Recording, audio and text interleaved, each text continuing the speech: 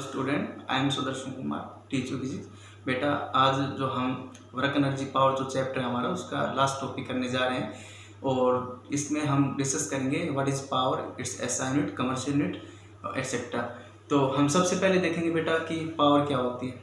किसी भी कार्य करने के लिए हमें क्या कहते हैं, रेट ऑफ डूइंग वर्क, कार्य करने की जो क्षमता होती है कि हम किसी कार्य को किस तरीके से कितना टाइम लेके हम कर सकते हैं। जितना का अगर किसी कार्य को हमें करना है और कम समय में अगर हम ज़्यादा कार्य करें तो इसका मतलब हमारी पावर ज़्यादा है। इसी तरह से कोई मशीन हो सकती है, कोई भी ऑब्जेक्ट हो सकता है, ठीक है, एजेंसी हो सकती है, जो उसको कहेंगे rate of doing work is called power.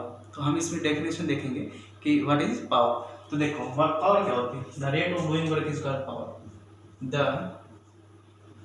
Rate of doing work is called power। इसमें कोई एजेंट हो सकता है, कोई मशीन हो सकती है कि कोई मशीन है वो किस रेट से काम कर रही है, किस रेट से वर्क कर रही है, तो वो भी उसकी क्या हो सकती है, पावर। तो सिंपल शब्दों में मैंने आपको बताया कि the rate of doing work is called power.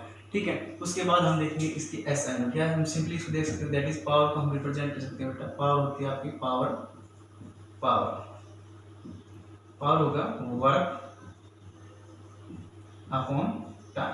Work upon time, ये आपका फॉर्मूला हो जाएगा और हम इसको मोर सिंप्लीफाई इस प्रकार से लिख सकते हैं बाय फॉर्मूले से।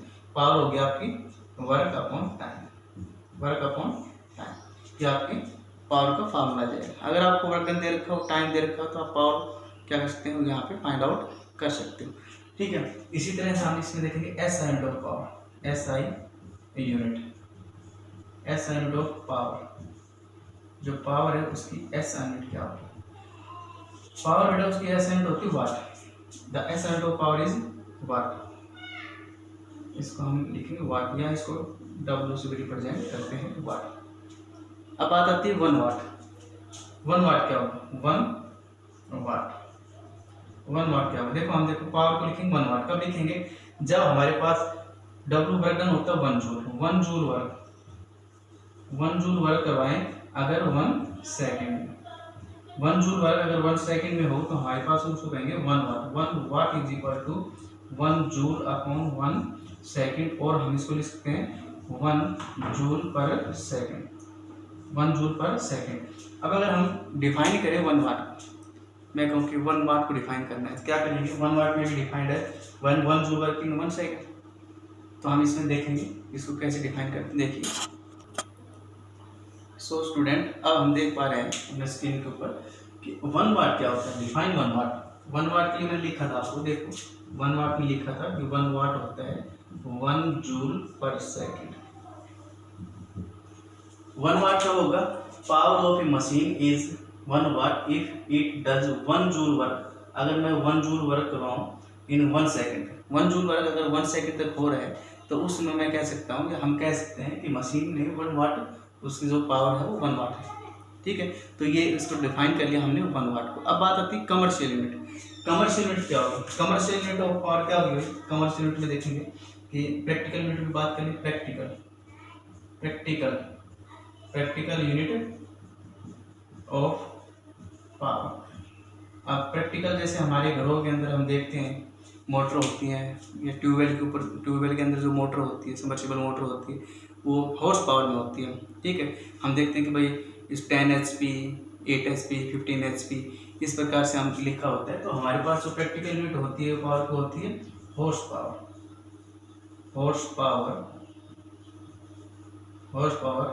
इज द, हॉर्स पावर को हम लिखते हैं H.P। Horse power is the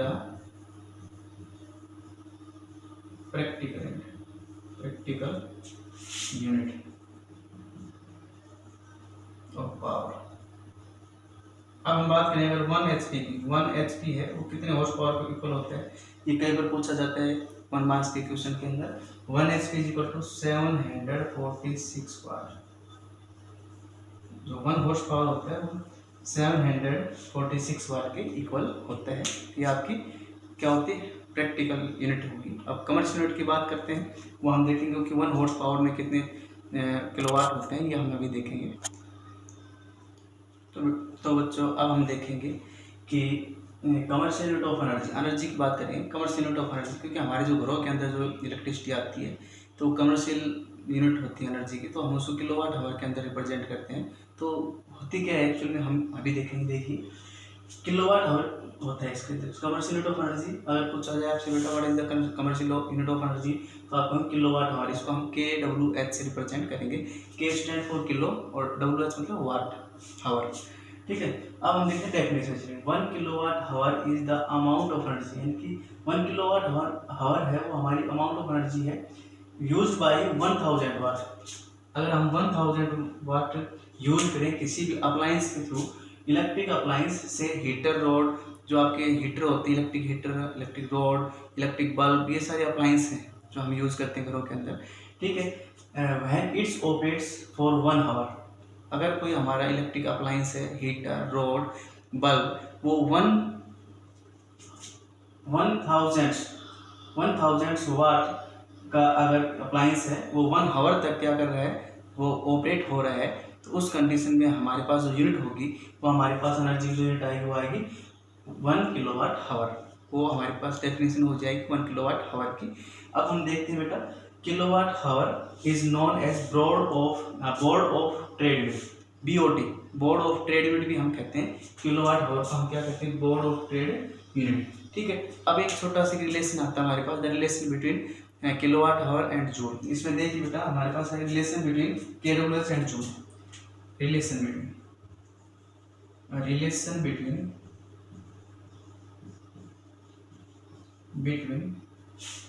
kilowatt hour and joule. Kilowatt hour और जूल के बीच में एक छोटा सा रिलेशन है। 1 किलोवाट आवर, तो आप देखिए कितने जूल बराबर होगा, 1 किलोवाट आवर। आप देखिए 1 किलो में कितने वाट हमें बताया था, 1 किलो में होता है बेटा 1000 वाट।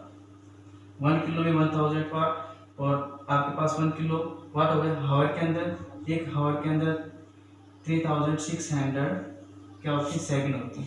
ठीक है, तो आप इसको सोल्व करेंगे तो आप लोग के पास आएगा 1 2 3 4 5 मल्टीप्लाई 10 टू पावर 5, 1 2 3 4 5 है, 36 मल्टीप्लाई 10 टू पावर 5 जूल में लिया हमने इसको। या अगर और सिंप्लीफाई करें, अगर हम इसको प्रॉपर तरीके से, तो एक डेसिमल यहाँ पे शिफ्ट कर देंगे 3.6, और यहाँ पे हमारे पास एक पावर बढ़ जाएगी 6 जूल। तो ये रिलेशन भी आपसे काफ़ी बार पूछा जाता है, क्या कि 1 kilowatt hour is equal to how many joules कहेंगे इसके अंदर, तो आपके पास आएगा 1 kilowatt hour is equal to 3.6 multiply 10 to power 6 joule. ये आपका एक छोटा सा रिलेशन आया है किलोवाट आवर का और किसका, जूल का। अब हमारे पास एक छोटा सा टॉपिक और रह जाता है कि पावर से रिलेटेड एक छोटा सा टॉपिक है, रिलेशन है, वो हम देखेंगे, और न्यूमेरिकल भी हम कुछ करेंगे, 2-3 न्यूमेरिकल हो पाएंगे वो। तो देखिए अब जो हम डिस्कस करने जा रहे हैं बच्चों, वो है power in terms of force and velocity. Power in terms of force and velocity.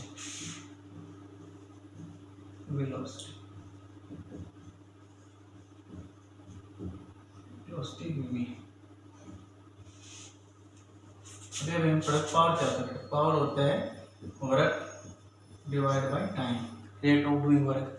अब आप लोगों को पता है, बिकॉज हम जानते हैं कि वर्क डन होता है फोर्स इनटू में डिस्प्लेसमेंट,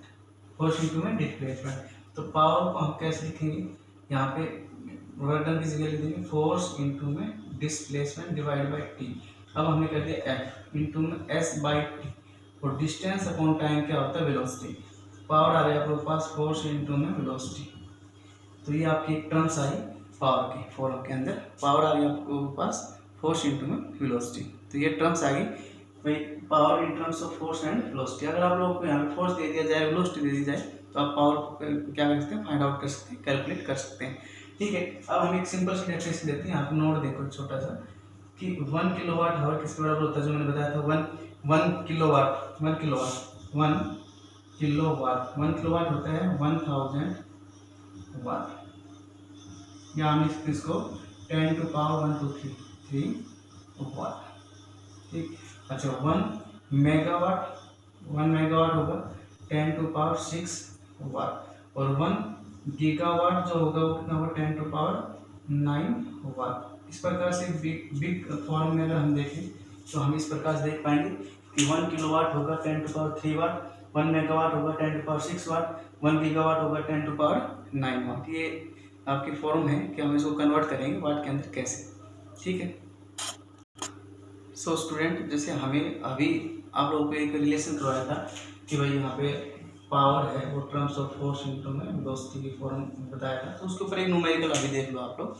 देर है आपके पास एक फोर्स ऑफ 10 न्यूटन मूव्स, भाई कोई बॉडी है उसके ऊपर 10 न्यूटन फोर्स लगा है, body 10 newton moves a body with a constant velocity 2 metre per second. Velocity देर है इसके अंदर 2 मीटर पर सेकंड।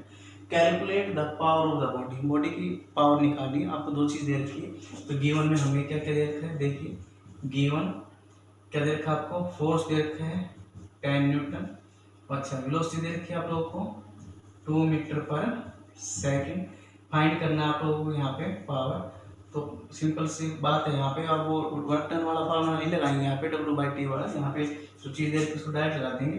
भाई हम जानते हैं पावर होती है फोर्स इंटू में वेलोसिटी, और फोर्स आपके पास 10 है, वेलोसिटी आपके पास 2 है, तो आप कहेंगे 20 वाट। पावर की जो यूनिट होती है वाट होती है बेटा, तो आप लोगों के पास ये न्यूमेरिकल का जो आंसर आएगा वो आएगा 20 वाट। यहाँ पे ये आ जाएगा न्यूमेरिकल फर्स्ट। सो स्टूडेंट, आप देखेंगे न्यूमेरिकल नंबर सेकंड, इसमें क्या पूछा गया है, a man pulls a buckets of a water of mass 10 kg from a well 5 metre deep in 5 second, calculate the power of man. देखो क्वेश्चन पूछा गया है कि मैन है, पुल है बकेट्स ऑफ वाटर, कोई मैन है वो बकेट्स ऑफ वाटर को पुल कर रहा है, ठीक है, पुल कर रहा है, और 10 kg की बकेट्स है, और उसके अंदर जो वेल है वो 5 मीटर डीप है, कुआं है 5 मीटर डीप है, ठीक है, और वो 5 सेकंड में उसको क्या कर रहा है, उसको डीप कर रहा है, मतलब कि water mass 10 kg from a well 5 metre deep in 5 second, 5 second में उसको बैकेट को पुल कर रहा है। 10 kg बैकेट्स के अंदर बैकेट्स का मास है, और 5 सेकंड में वो क्या कर रहा है, पुल कर रहा है, 5 मीटर डीप है वो उसको निकाल रहा है, ठीक है। तो क्वेश्चन पूछा है कि calculate the power of man, जैसे हम पानी निकालते हैं कुएं से, वो बात हो रही है यहाँ पे, ठीक है। तो हमें दिया क्या गया है यहाँ पे, जो गिवन दिया है उसको देखेंगे पहले सॉल्यूशन में। गिवन में क्या क्या है देखिए, गिवन में दे रखा है हमें हमारे पास, सबसे पहले तो दे रखा है कि मास दे रखा है बकेट का 10 kg, ठीक है। दूसरा इसमें दे रखा है यहाँ पे डिस्टेंस दे रखी है, और डिस्टेंस हमारे पास होगी हाइट हमारे पास है 5 मीटर, क्योंकि वेल है उसकी हाइट 5 मीटर है, जो हमारे पास वेल दे रखा है उसकी हाइट है 5 मीटर, और जो टाइम दे रखा है वो दे रखा है 5 सेकंड। आप देखिए यहाँ पे एक्सीलरेशन ड्यू टू ग्रेविटी का भी एक इफेक्ट होगा, एक्सीलरेशन ड्यू टू ग्रेविटी के द्वारा ही तो अर्थ उसको इफेक्ट होती है, कोई हाइट से कोई ऑब्जेक्ट नीचे जा रहा है, नीचे से ऊपर आ रहा है, तो एक्सीलरेशन ड्यू टू ग्रेविटी का इफेक्ट होगा। तो मान लेते हैं हमारे पास जो जी की वैल्यू यहाँ पे जी लेंगे 9.8 metre per second square, g acceleration due to gravity, तो ये हमें पता होना चाहिए, ठीक है।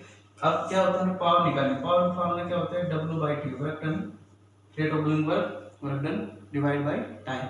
अब देखते हैं वर्क डन यहाँ पे क्या होगा, बिकॉज जो वर्क है वो हमारे पास होगा mgh, पोटेंशियल एनर्जी की बात होगी यहाँ पे, ठीक है। तो वर्क डन होगा mgh, तो हमारे पास पावर का जो फार्मूला आएगा वो आएगा mgh, और ये सारी चीज़ हमें दे रखी है, सारी वैल्यू दे रखी है। m का हमारे पास है 10 मल्टीप्लाई 9.8 मल्टीप्लाई बाई 5, हाइट 5 है, और टाइम आपके पास 5 है, 5 से 5 कैंसिल आउट हो गया, तो 9.8 को 10 से मल्टीप्लाई करेंगे तो 98 वाट, 98 वाट, ये आपका आंसर आ जाएगा, 98 वाट आ जाएगा, ठीक है। इस प्रकार से बहुत से न्यूमेरिकल हैं जो हम कर सकते हैं, और इजी न्यूमेरिकल हैं। तो बेटा आई होप आप लोगों को ये समझ में आया होगा। आज की वीडियो में हम इतना ही करेंगे, और इसी के साथ जो आपका सेप्ट है वर्क एनर्जी पावर वो कंप्लीट होता है, ठीक है। तो इसके अंदर देखो जैसा नाम है वैसा ही हमारे पास सबसे पहले हमने जो डिस्कस किया था वर्क के बारे में, उसके बाद एनर्जी के बारे में, और उसके बाद पावर के बारे में। मैंने इसके सभी वीडियो अपलोड करके आपके इसमें डाल रखे हैं, यूट्यूब चैनल पे डाल दिए हैं, ठीक है। ये आप जो ऐप है उसके अंदर हमने डाले गए हैं सारे, ठीक है। इनके थ्रू आप देखें, नोट्स बनाएं, और इसको आप पॉज करके इनको समझें। आज की वीडियो में इतना ही काफ़ी है। Thank you.